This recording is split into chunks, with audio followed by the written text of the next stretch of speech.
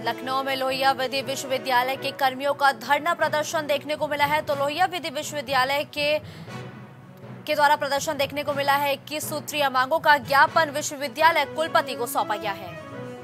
विश्वविद्यालय प्रशासन पर भेदभाव करने का भी इस दौरान आरोप लगाया है, जिसको देखते हुए एक ज्ञापन भी सौंपा गया है। कर्मियों ने वेतन में बढ़ोतरी और पदोन्नति की भी इस दौरान मांग की है। रायपुर में ईडी को लेकर सीएम भूपेश बघेल का एक बड़ा बयान आया सामने।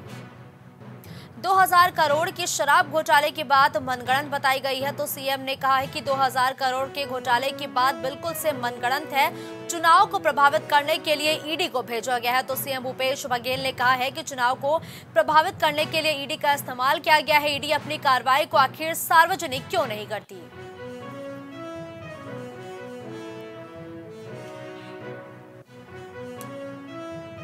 लखनऊ में जुगनू वालिया को लखनऊ लाने की अब तैयारियां की जा रही है। तो पुलिस दाखिल कर सकती है वारंट बी की अर्जी, जिसके बाद लखनऊ लाने की तैयारी लगातार की जा रही है। न्यायालय में दाखिल कर सकती है वारंट बी की अर्जी।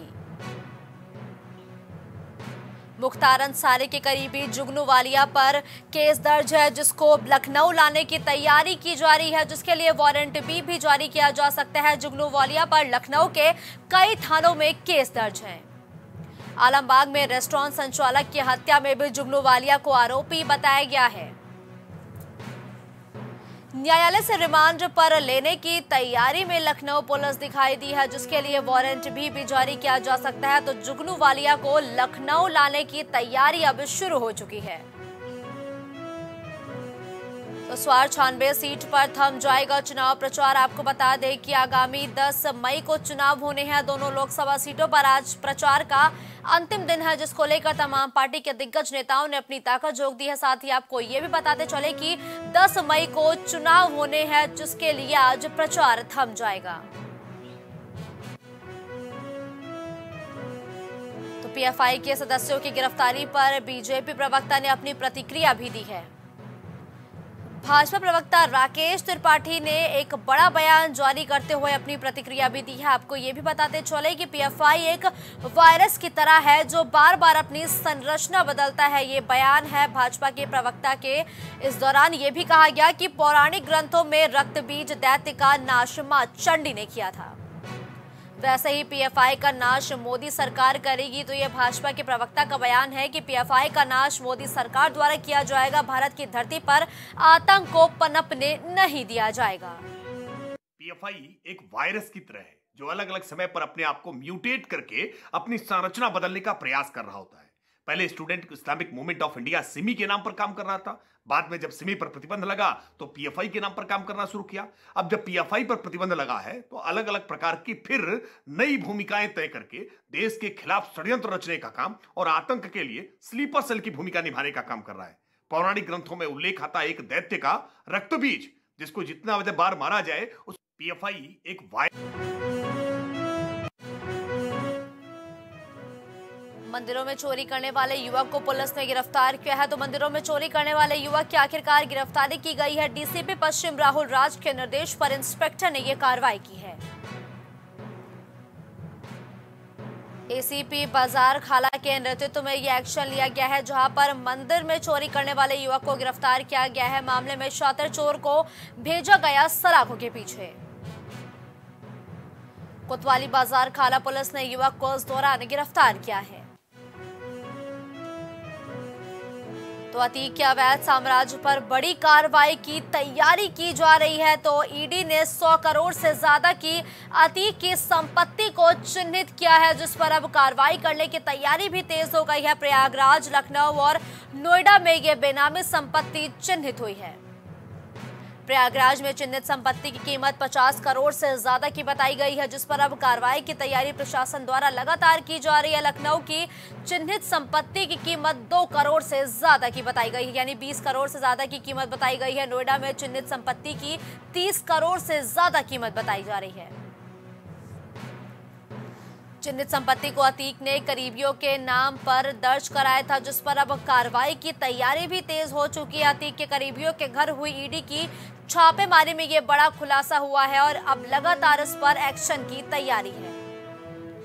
वहीं छापेमारी में मिले दस्तावेजों के आधार पर यह खुलासा हुआ है, जिसके बाद अतीक की तकरीबन 100 करोड़ से अधिक की संपत्ति को चिन्हित किया गया है। लखनऊ के अलीगंज में हुई लूट की वारदात का मामला। अलीगंज में लूट की वारदात का मामला, वहीं लूट के दौरान घायल हुई मां रेनू और मासूम बच्चे का इलाज लगातार जारी है। पुलिस की 8 टीम कर रही है लुटेरों की तलाश। तो लुटेरों की तलाश में पुलिस की 8 टीमें लगातार कोशिश कर रही है। घटना के 48 घंटे बाद भी पुलिस के हाथ खाली है और पुलिस की 8 टीमें अभी तक आरोपियों की पहुंच से काफी दूर है। सीसीटीवी फुटेज के सहारे लुटेरों की तलाश में अब पुलिस जो है वो जुटी हुई है। थाना अलीगंज के क्षेत्र में ये पूरी घटना हुई है। वहीं लखनऊ में अतीक अहमद की हत्या का बदला लेने की धमकी भरा एक वीडियो जो है वो सोशल मीडिया पर वायरल हुआ है। Twitter handle the Sajjad Mughal से अपलोड किया गया है ये ट्वीट। ट्वीट में लिखा हुआ है, अभी नस्ल खत्म नहीं हुई है।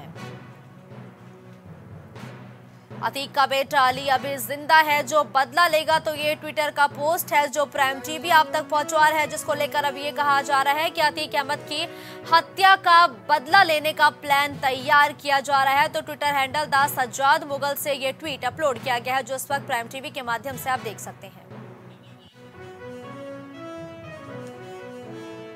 तो लखनऊ से दिल दहला देने वाला एक हादसा सामने आया।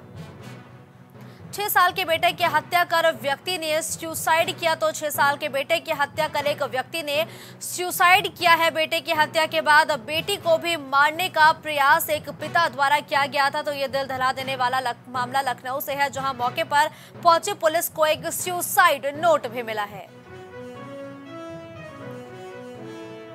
तो दिल दहला देने वाला ये हादसा लखनऊ से आया सामने। स्वयं एक तार का फंदा बनाकर उस पे फांसी लगाने की सूचना थाना गोसाईगंज पुलिस को प्राप्त हुई, जिसपे तत्काल स्थानीय पुलिस द्वारा एवं उच्चाधिकारियों द्वारा मौके पर पहुंच के जांच की गई।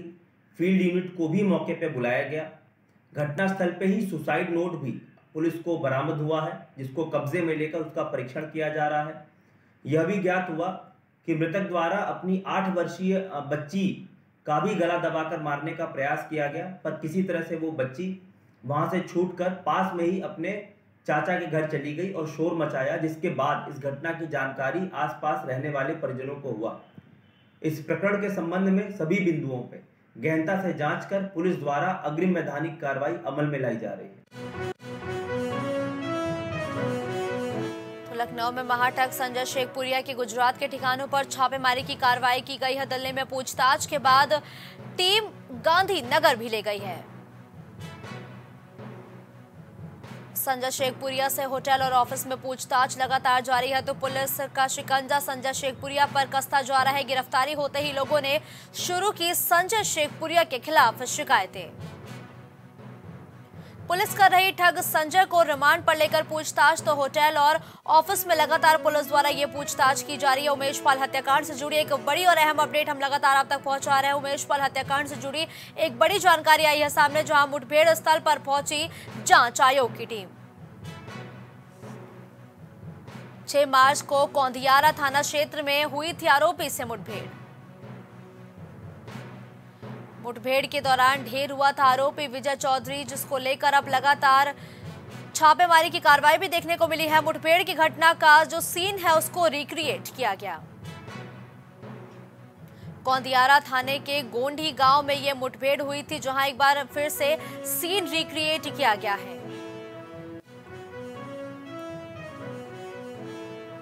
तो लखनऊ के लोहिया अस्पताल की एक बड़ी लापरवाही देखने को मिली है। लोहिया अस्पताल की एक बड़ी लापरवाही आई सामने, जहां मरीजों की भर्ती और स्टाफ की ज्वाइनिंग के लिए एक ही काउंटर निर्धारित किया गया है, जहां पर लोगों की भीड़ देखने को मिली। एक काउंटर होने से तीमारदारों को परेशानियों का भी अब सामना करना पड़ रहा है।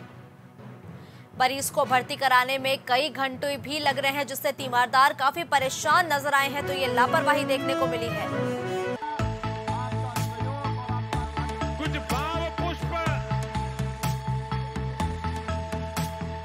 आप देख रहे हैं प्राइम टीवी, सच साहस सरोकार।